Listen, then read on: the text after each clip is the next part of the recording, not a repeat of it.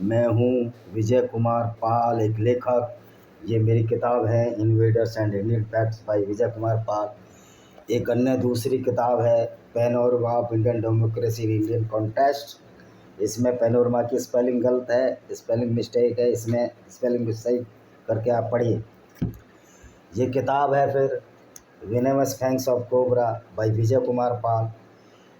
इसी तरह मेरी अन्य 10 किताबें हैं, तो आप इन किताबों को खरीद सकते हैं। रुद्रा पब्लिकेशन बिलासपुर छत्तीसगढ़, अस्तित्व पब्लिकेशन बिलासपुर छत्तीसगढ़ और शाश्वत पब्लिकेशन बिलासपुर छत्तीसगढ़ से। और आप इसको देख सकते हैं,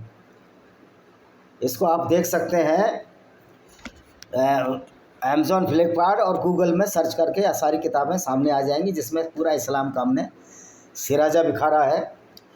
तो दोस्तों, आज का मेरे मित्रों और समझदार लोगों, उन बेवकूफ़ लोगों के लिए चैनल नहीं है जो हिंदू होकर, ईसाई होकर और यहूदी होकर या गैर मुस्लिम होकर इस्लाम को भाईचारे वाला धर्म बताते हैं। उन बेवकूफ़ों के लिए ना ये मेरा चैनल है, ना ये वीडियो है।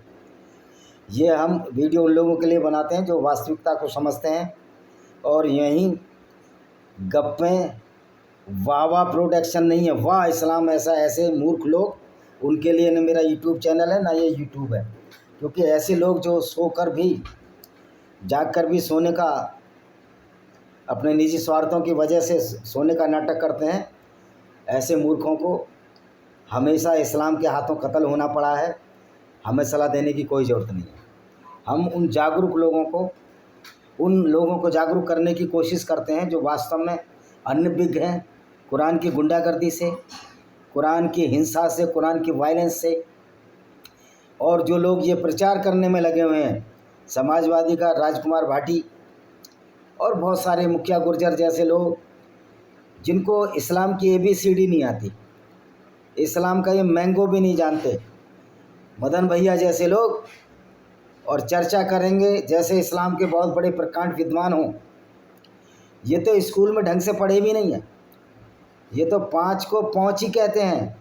तो ऐसे लोगों के विवेक और ज्ञान को मैं क्या कहूँ। आशा है कि ये सुधार लाएंगे। मैं तो इसी के साथ ये वीडियो शुरू करता हूँ। तो कुरान जो एक झूठा फ़लसफ़ा फैलाया जाता है गैर मुस्लिमों के साथ मुसलमानों के भाईचारे का, हमको इसमें नहीं फंसना है, क्योंकि गैर मुस्लिमों से भाईचारा हो ही नहीं सकता।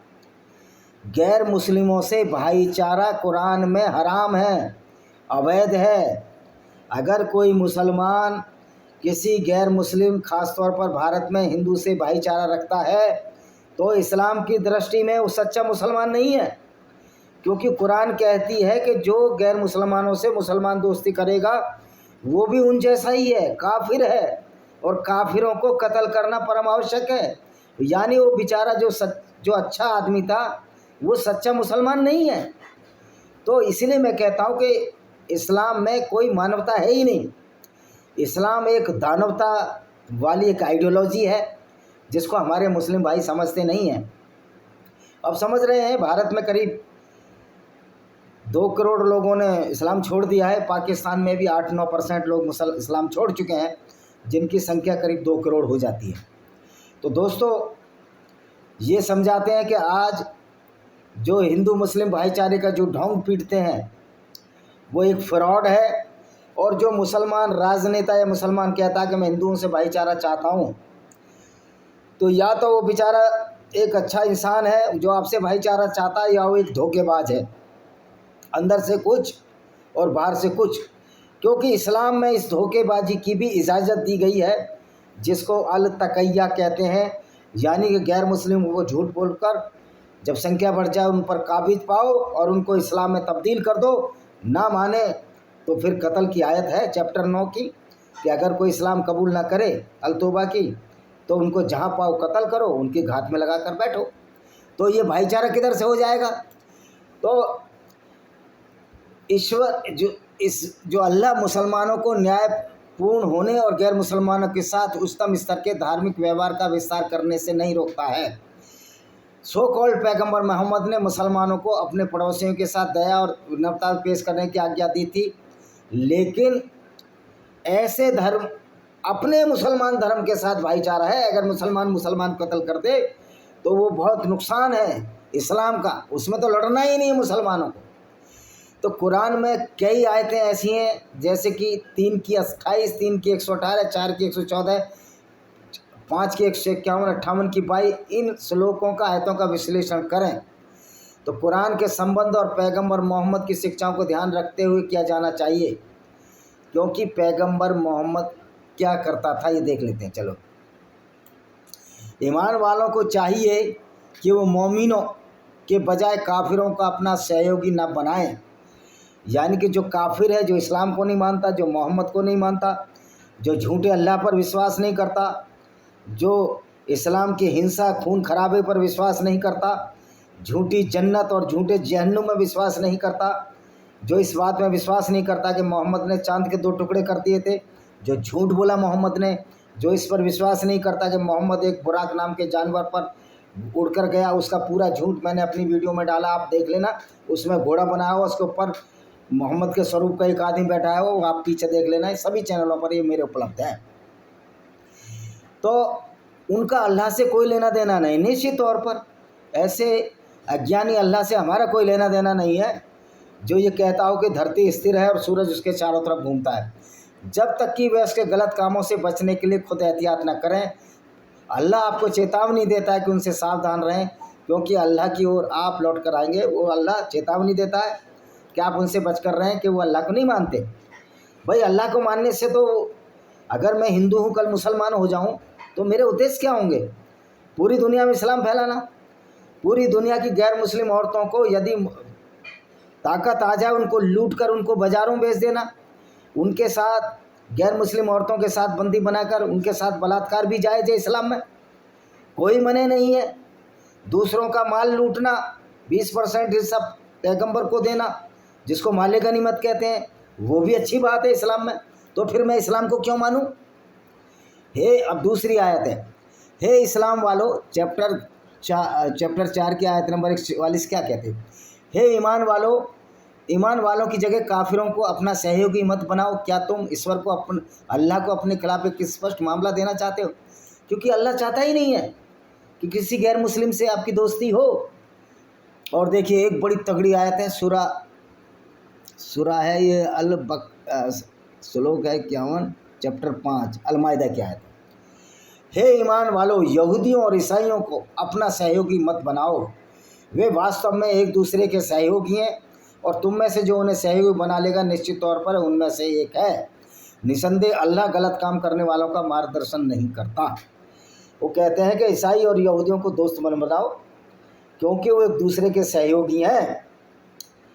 तो ये देखिए, अल्लाह को पनवेश्वर के रूप में इसको ट्रांसलेट कर रहे हैं। अरे भाई, हिंदू धर्म का पनवेश्वर तो वसुदेव कुटुंबकम की कामना करता है, पूरी दुनिया हमारा संसार इसकी कामना करता है। लेकिन तुम्हारा अल्लाह तो न्यायहित क्रूर और अत्याचारी है, जो सिर्फ गैर मुस्लिमों को कत्ल करने की सोचता है। तो ये निकम्मा अल्लाह एक ऐसा लगता है ये क्यों क्रिमिनलों का सरदार है, क्रिमिनलों का सरदार है, अत्याचारी है, बलात्कारियों का सरदार है। क्योंकि जब इस्लाम में गैर मुस्लिमों की औरतों को लूट कर उनके साथ बलात्कार करना जायज़ है, तो ऐसा लगता है कि अल्लाह बलात्कारियों का सरदार है। और वहाँ अपने सेना के रूप में उसने मोहम्मद को भेजा, जो भी यही काम करते थे। बनु कुरैजा यहूदी कबीले की औरतों को लूट कर उनके साथ मोहम्मद ने बलात्कार किया। सफ़िया बिन्त हुयैया, जो बनु नादिर कबीले की बेटी थी और जिसके मामा बनु कुरैजा कबीले के थे, सफ़िया के साथ मोहम्मद ने उसके पति को उसी दिन मारा, उसके पिता को मारा, उसके साथ बलात्कार किया। क्योंकि इस्लाम में गैर मुस्लिम औरतों को लूटकर उनके साथ बलात्कार जायज़ है। तो ये बताइए, अब तो फिर भाईचारा किस तरह हो सकता है? अब ये देखिए, हे ईमान वाले, अपने सिवा औरों को अपना शुभचिंतक न समझो, क्योंकि वे तुम्हें चोट पहुँचाने में कोई कसर नहीं छोड़ते। ये उस समय की बात है जब मोहम्मद झूठे फलसफे गढ़ता था और यहूदियों को कत्ल करने की बात बोलता था, तो यहूदी इसकी मजाक बनाया करते थे। वो चाहते हैं आपको तकलीफ़ पहुँचे। हर व्यक्ति चाहेगा, हर गैर मुस्लिम चाहेगा कि कोई मुसलमान अगर इस्लाम के नाम पर चलता है तो उसको तकलीफ़ पहुँचे। क्या उसका बदला लेना चाहिए हम लोगों को। कब तक कत्ल होते रहोगे आप इस्लाम के नाम पर? क्यों नहीं हमको पुरजोर शोर में एक शोर उठाना चाहिए? क्यों नहीं ये उठाना चाहिए कि इस्लाम में कुरान को बैन किया जाए, उन आयतों को बैन किया जाए जो ये बता रही है। ये तो यहूदी और ईसाइयों का भी है। तो उनकी बातों में घृणा स्पष्ट रूप से जाहिर होती है। भाई घृणा तुम्हारी, इस्लाम से बड़ा तो घृणा की कोई विचारधारा ही नहीं है, जो पूरी दुनिया को दो हिस्सों में बांट देती है। एक हिस्सा वो जो गैर मुस्लिम है और एक हिस्सा वो मुसलमान है, जो कि एक सरदार है, अपराधियों के सरदार हैं, लूट के सरदार हैं, कातिलों के सरदार हैं। इस्लाम तो इनको यही बनाता, अपराधी बनाता है। तो ये क्या कहते हैं, और वह अधिक घृणित हैं। यदि आप समझदारी से सोचेंगे, आपके लिए निश्चात कह रहे आप अगर समझदारी से सोचेंगे, मोहम्मद साहब कह रहे हैं अल्लाह का तो कोई उपदेश नहीं, अल्लाह तो फर्जीवाड़ा है इनका। तो हमने तुम्हारे लिए अच्छा काम निश्चित कर दिया। क्या अच्छा काम निश्चित कर दिया? कि हम आपको लूटने की छूट देंगे गैर मुस्लिम औरतों को। जैसे पहले मोहम्मद ने यहूदी औरतों को लूटा, उसके बाद अरबी और तुर्की मुसलमानों ने हिंदू औरतों के साथ बलात्कार किए, पारसी औरतों के साथ बलात्कार किए। यहूदी औरतों के बाद बलात्कार तो मोहम्मद शुरू ही कर चुके थे, जिसमें सफिया बिन्त हुइया थी, जुवैरिया थी, अस्वा बिन्त मरवान को इन्होंने कत्ल कराया। तो आयत का अनुवाद पढ़ने मात्र से स्पष्ट हो जाता है कि आयत उन काफिरों के बारे में है जो इस्लाम को नहीं मानते थे, और मुसलमान को ये कह रहे मुसलमान को नुकसान हो। भाई तुम तो कहते हो ना कुरान 14 साल पहले है, तो ख़त्म करो उस कुरान को, फेंको रद्दी की टोकरी में। जब कुरान 14 साल पहले के लिए तो अभी क्यों है? तो तुम्हारा ये झूठ भी कि अल्लाह की चीज़ है, अल्लाह की चीज़ तो हमेशा स्थिर रहती है। फिर दुनिया को बनाने वाले की चीज़ क्या अपने लोगों को ये सिखाएगी कि बलात्कार करो, लूटो, उनको नजस गंदा पोटी जितना बोलो? ये भी है, कुरान में बोला गया गैर मुस्लिम नजस पोटी जितने गंदे हैं। अब ये देखिए चैप्टर 58 कुरान अध्याय 58 आयत 22 क्या कहते? तुम ऐसे लोगों को नहीं पाओगे जो अल्लाह और अंतिम दिन पर विश्वास करते हैं, एवं ऐसे लोगों के लिए स्नेह भी रखते हैं जो अल्लाह और उसके पैगंबर के विरोधी हैं, भले ही वे उनके पिता या उनके कोई बेटे, उनके भाई, रिश्तेदारी कौन ना हो। उन्होंने अपने दिलों में विश्वास का फैसला किया है और हमने उन्हें अपनी आत्मा से सहयोग किया है। हम उन्हें ऐसे बागों में दाखिल कर देंगे जिनके नीचे नदियाँ बहती हैं, जिसमें हमेशा रहते हैं। अल्लाह उनसे बहुत प्रसन्न है और वे उस पर प्रसन्न है। वे अल्लाह के पक्ष वाले, निसंदेह अल्लाह के पक्ष वाले ही सफल होंगे। इसमें साफ साफ कहा गया है कि जो लोग उन लोगों को नहीं पाओगे जो ईश्वर और अंतिम दिन पर विश्वास करते हैं और ऐसे लोगों के लिए भी स्नेह करते हैं। किन में नहीं पाओगे? गैर मुस्लिमों में नहीं पाओगे। सिर्फ मुस्लिम ही इस झूठ पर विश्वास करते हैं, ईसाई भी करते हैं, हम हिंदू भी करते हैं कि कोई जन्नत जन्नत है, ऐसा कुछ नहीं है। ये खाली झूठ है, ये भी पाखंड है। हम लेकिन मज़े की बात यह है कि कुरान का जो अल्लाह है और कुरान का पैगंबर खुद लूट करने जाता था, खुद काफिले लूटता था। इनकी आयतों में है। और यहाँ तक कहा गया है चैप्टर सूरह अल बकरा में, अल माइदा पढ़ लो, कोई भी चैप्टर कर लो, कुरान में तो यहूदियों के लिए और ईसाइयों के लिए कहा गया है कि जो आज बंदर हैं, मतलब आज के दिन में कोई बंदर है, पिछले जन्म में यहूदी और ईसाई था। और जब क़यामत होगी हर पत्थर के पीछे एक यहूदी छिपा बैठागा और पत्थर ही बता देगा ये यहूदी, उसको मारो। यानी कुरान की आयतें फुल टू फुल गुंडा कर दी हैं। कुरान फिर भी चल रही है, जिंदा है, ये हमको सोचना चाहिए। अब ये कि देखिए, हे ईमान वालो, अल्लाह के पक्ष में दृढ़ बने रहो, न्याय के साक्षी बनो और किसी भी लोगों की दुश्मनी आपको न्याय से भटकने के लिए प्रेरित न करे। किसी भी लोगों की दुश्मनी न्यायपूर्वक कार्य करो। इसमें है गैर मुस्लिम लोगों की दुश्मनी पक्की है, मुसलमानों से दुश्मनी नहीं करनी इनको, जो धार्मिकता के अधिक निकट है। अब इस्लाम कहाँ से धार्मिक है? इससे बड़ा तो अधार्मिक और हिंसाग्रस्त विचारधारा ही नहीं है। लेकिन कुरान है ना, खुद लिखी खुद बनाई। भाई 4 आदमी बैठ के खुद ही वाह कर लें, अपनी पीठ ठोक लें, यही इस्लाम है। मोहम्मद काफिले लूटते थे, औरतों को बलात्कार करते थे, फिर कहते थे जो हम काम कर रहे हैं वो अल्लाह की राह में कर रहे हैं। और अल्लाह तो बेचारा है ही नहीं। अल्लाह तो मैंने बता ही दिया कि अल्लाह नाम का एक फलसफा, एक झूठ है। जब अल्लाह ही नहीं है तो एक सईदी अहमद कह रही थी सारी ज़मीन अल्लाह की, तो अल्लाह को पहले प्रूव तो करो कि सारी ज़मीन अल्लाह की। अल्लाह कोई नहीं है, ये सब झूठ और फिलॉसफी है। और हिंदुओं को तो गैर मुस्लिम मूर्ति पूजकों का जो मूर्ति पूजक करते हैं वो तो बहुत बुरे लोग हैं, जो बहुदेववादी हैं जैसे हिंदू, वो तो मुशरिकीन है, वो तो जजिया देने के बाद उनकी जान की गारंटी नहीं है। यहूदी और ईसाइयों को तो फिर भी कुरान में उनका नाम आया, क्योंकि मोहम्मद ने बड़ी चालाकी से कुरान में यहूदियों की तोरा और जो ईसाइयों का बाइबल का ओल्ड टेस्टामेंट की आयतें चोरी करके रख ली।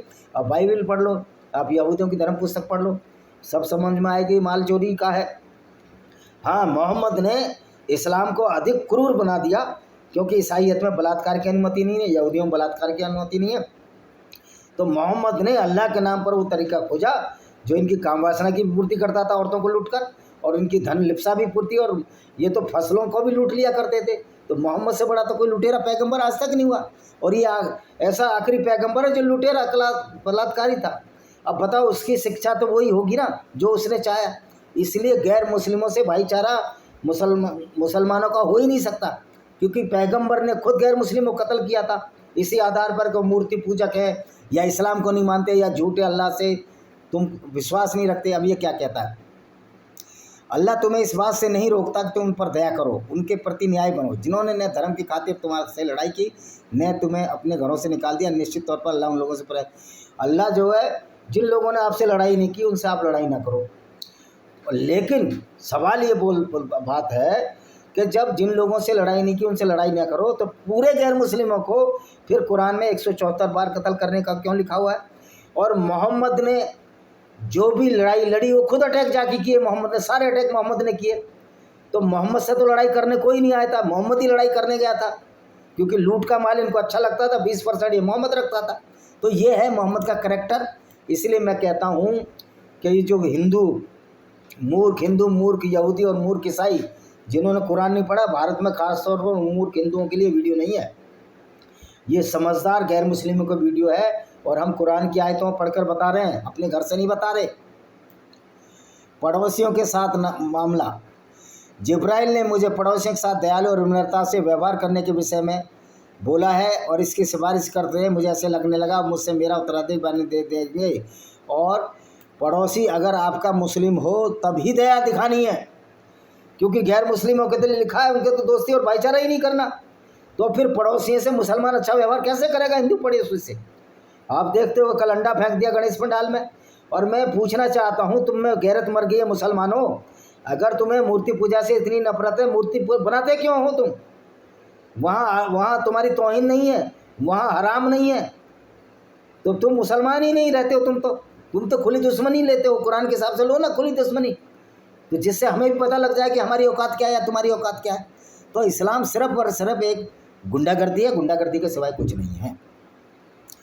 पैगंबर मोहम्मद जो इनका था, उसने कहा कि सिर्फ मुस्लिम पड़ोसियों के साथ दया और विनम्रता से पेश आओ, और सभी पड़ोसी जो नॉन मुस्लिम हैं उनके साथ विनम्रता से पेश मत आओ। उनको तो कत्ल करो जहाँ पाओ, उनको उनके देश से निकाल दो। यानी हिंदुस्तान से मुसलमान इसी आधार पर हिंदुओं को निकालने की कोशिश करते हैं कि सारी धरती अल्लाह की है।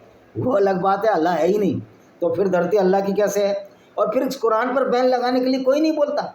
ये बड़े शर्म का विषय है कि पूरी दुनिया में कुरान की वजह से गुंडागर्दी फैल रही है, हिंसा फैल रही है, और भारत के राजनेता भाईचारे की बात करते हैं मुसलमानों से। भाई मुसलमान सब कुछ समझता है, उसकी मदरसे में वही पढ़ाई होती है कि गैर मुस्लिम तो काफिर हैं, इनको कैसे ही मुसलमान बनाओ। अब तलवार के बल से बुला नहीं सकते, क्योंकि अल्लाह की तलवार ख़त्म, इस्लाम का गोल्डन पीरियड ख़त्म, और अल्लाह फर्जी है। अब हमको भी पता है कि अल्लाह कुछ नहीं करेगा, अगर मुसलमान आतंकवादी बनेगा उसको पीतल घुसेड़ दिया जाएगा। तो इस दिमाग से बाहर निकलो, कोई अल्लाह है, ये अल्लाह एक फ्रॉड है। मोहम्मद का कैरेक्टर आपकी किताबों में लिखा है कि मोहम्मद किस तरह औरतों को लूट लेता था, किस तरह औरतों को अस्मा बिनते मरवान को कत्ल कराया, जो एक कवित्री थी, सिर्फ इस बात पर कत्ल कराया। उसका वीडियो मैंने कल डाला है, अबू अवाक का मैं कल डालूंगा। 120 साल की उम्र में उसका भी कत्ल करा दिया, वो भी मोहम्मद की गुंडागर्दी और लूटपाट के विरोध करते थे। तो ये इस्लाम है। इस्लाम में कहीं कोई शांति नहीं है, कहीं भी गैर मुस्लिम के साथ कोई भी शांति का उपदेश नहीं है।